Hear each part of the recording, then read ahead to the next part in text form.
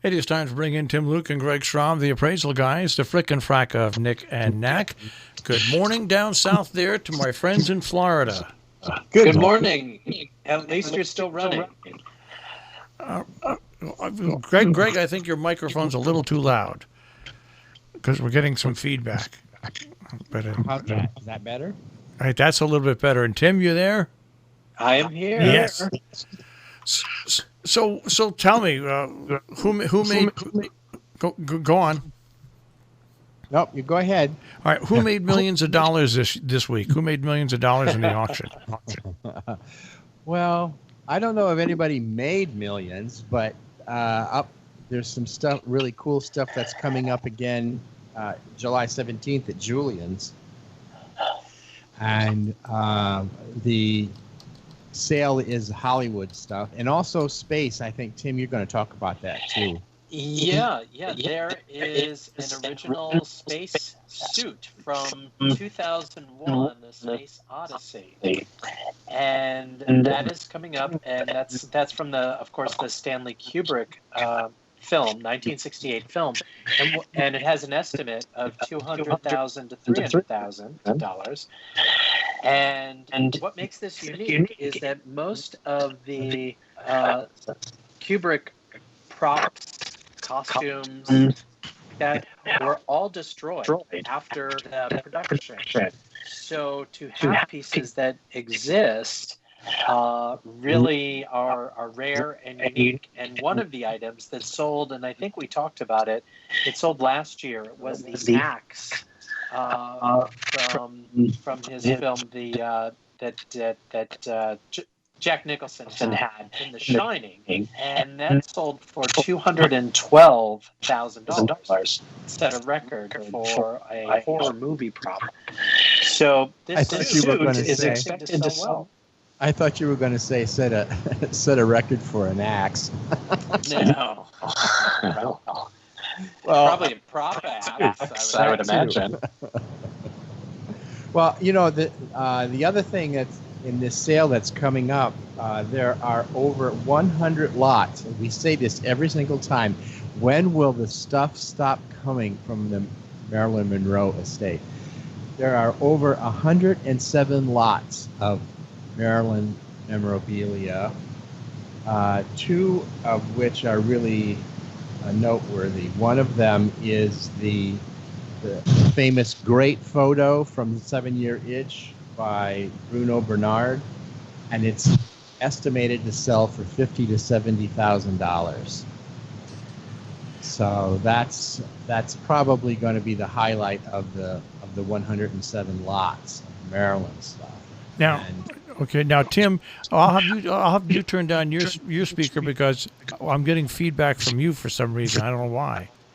That's weird. Yeah, because I'm just on my earbuds. That's because he has no inside voice.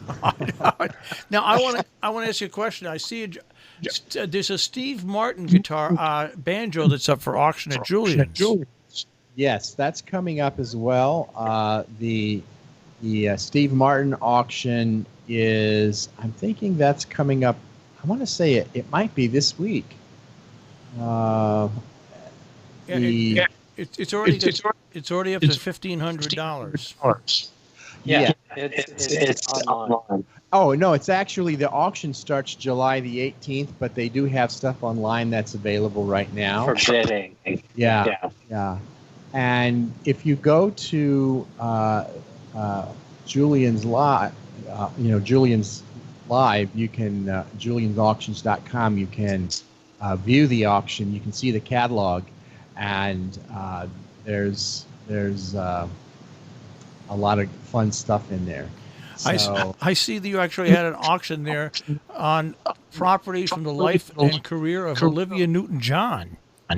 Yeah, but that's correct me if I'm wrong, Tim, but haven't they already done the Olivia sale? And this might be just the things either that didn't sell or being reoffered.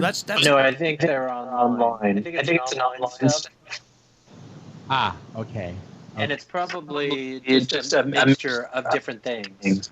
Yeah, I was just looking back at the closed auctions, and I didn't realize that she was quite long enough in the tooth to get an auction to make some money on. Well, that's one way. That was a very politically correct way to say she's old. Well, normally somebody has to be dead 10 years before or die of a drug overdose to get value on this stuff. Yeah. Well, speaking of prices being realized after someone passes, tomorrow is kind of a special birthday for one of the Hollywood icons. Olivia de Havilland is going to turn 104 tomorrow. And the reason I bring it up is because some of the items in the July 17th sale are from photos of her and things from Gone with the Wind over movie photos and some of her things.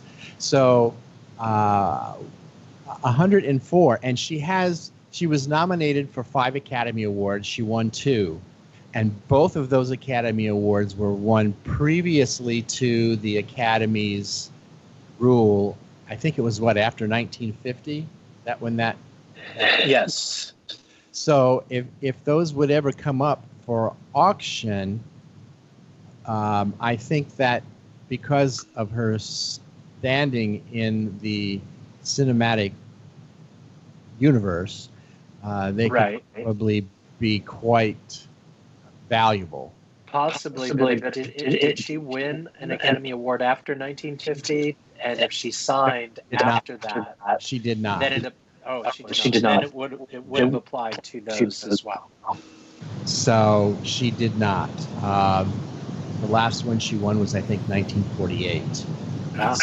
So I'm looking at the auction here, and I see Marilyn Monroe's photographed strappy sandals that are expected to get up to $30,000 to $50,000. Well, what size shoe do you wear? I'm having enough trouble walking in sneakers. Well, it just is amazing to me. I don't know why after all these years it should still be amazing, but the stuff that comes up at auction that belonged to Marilyn Monroe, especially the things that she physically touched, the things that she just had or that belonged to her that she might have just had in passing or someone gave to her, totally different value. But anything that she touched or wore, for some reason, it just goes bonkers. And this is one of those items. Yeah. I see. I don't understand. That's what I don't understand. I know that I would like to pay when I see something I like. I want to buy it because I like it. But I can understand, I guess, the people that want to collect something of somebody that they followed, and especially the more money you have, the better item you can collect if you'd like to hold it tight. Because I think, correct me if I'm wrong, Tim, you would know better.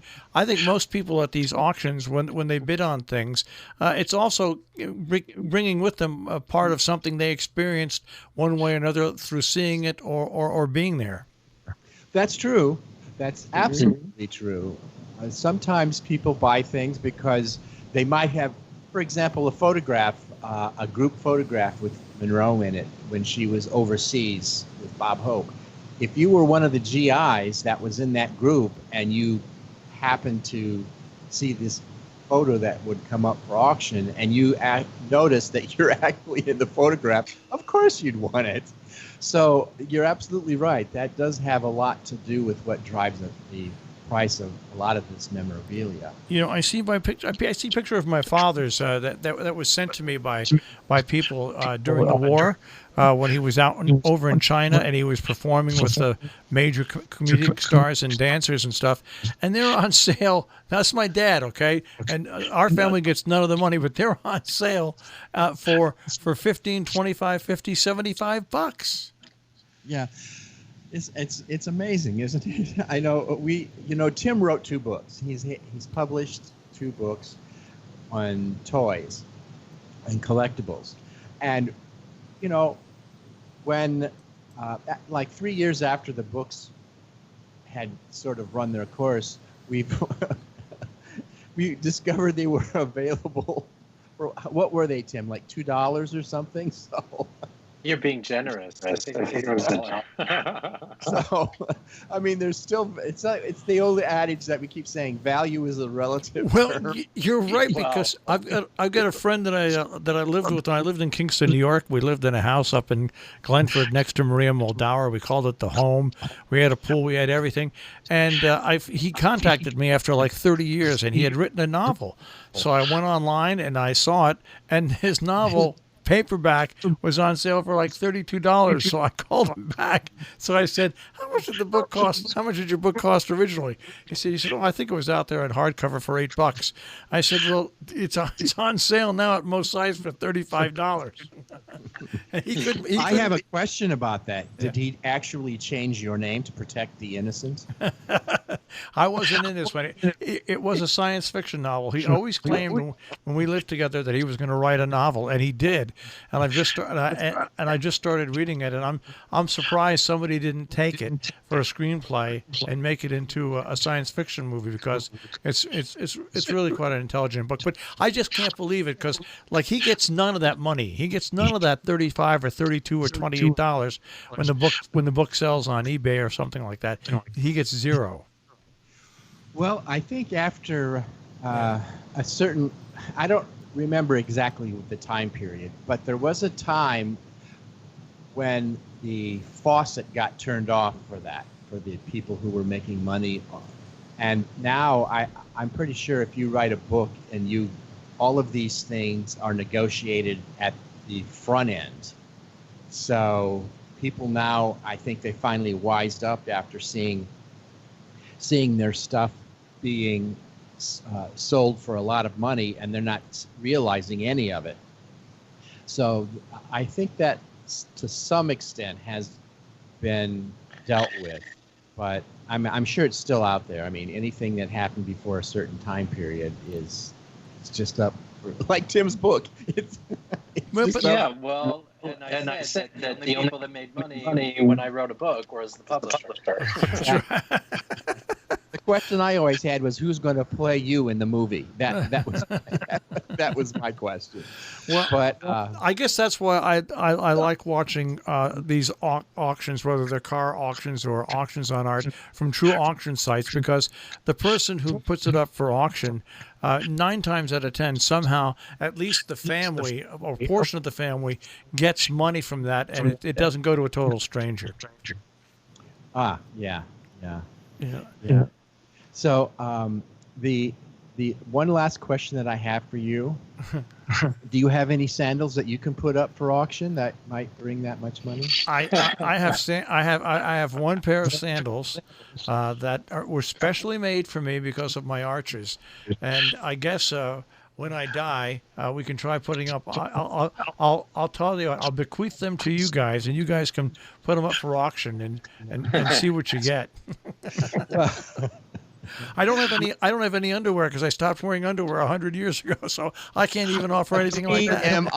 TMI. Wow. If you're enjoying your coffee, please. That's right. All right, guys. I'll speak to you next week. Have a great week. Bye. Take care. Marshall. All right. Tim, Luke, and Greg Strom, the appraisal guys, the frickin' frack of Nick and Knack. And boy, the audio was not that good for that show this week.